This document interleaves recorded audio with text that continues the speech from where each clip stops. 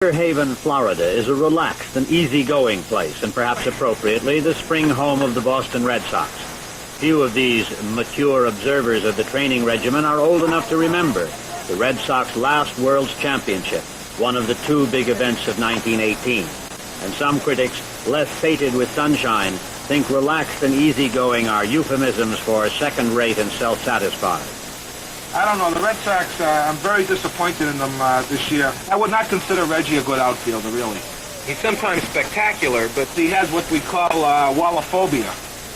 And you got a comment there on Doug Griffith? Yeah, physically he's not strong, and he has a bad back, and he has a heart murmur.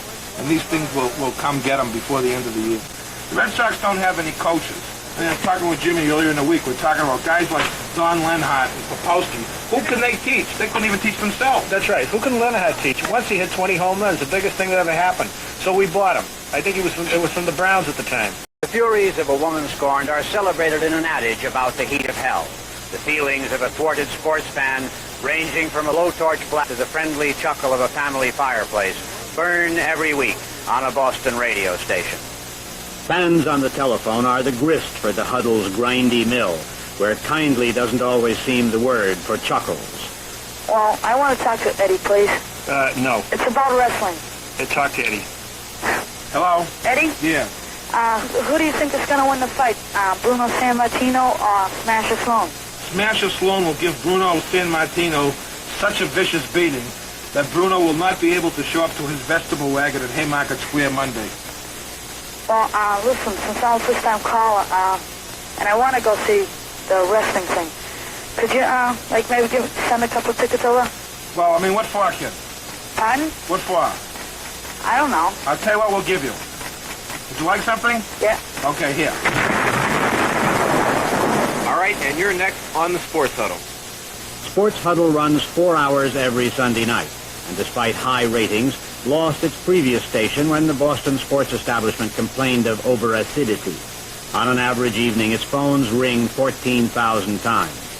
When the Huddle's trio of oracles go after idols, a stern note is heard. Bill Russell's refusal to take a bow when his Celtic number was retired evokes lectures. Your comments on Bill Russell, I have to agree with you on that. No, it's a sad situation, but, it could have been a very nice day. But Everybody's accepted Russell because they all knew what he was off the court, and or the type he was off the court, but everybody respected him for what he did while he was playing, and nobody bothered with him, to even comment on the other bit. When not finding fun in finding fault, Ed Andelman is in real estate. Jim McCarthy, once a scholarship football player, is an insurance man. And Mark Witkin, a lawyer, transfers his crusading spirit to the courthouse. Fandom unites their disparate personalities as the burning glass collects the rays of the sun. And their love of games, the reason for beginning the program and still the reason for continuing it, sharpens their heat on those who promote games. It's the establishment, the sports establishment, who on one hand, the hypocrites, on one hand they go to Congress and say, exempt us from antitrust laws because we're a special thing, we're bringing entertainment, relaxation, and fun to the public. Then they go to the public and say, pay up your season tickets for the next 4 days or you lose all your rights because we're a business.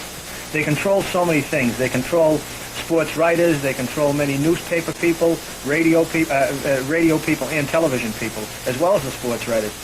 They are so very stuffy. They can't really see not only beyond their own sport, but beyond their own enterprise. In their search for odd opinions that lie beyond the spectrum, the sporting Savonarola's throw a wide electronic net over such places as the Soviet mission to the United Nations.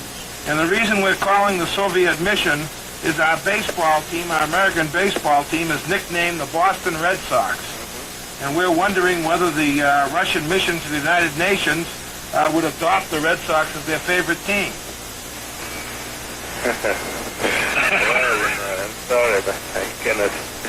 You mean what is our attitude as for appreciation of this team, the handball team, yes?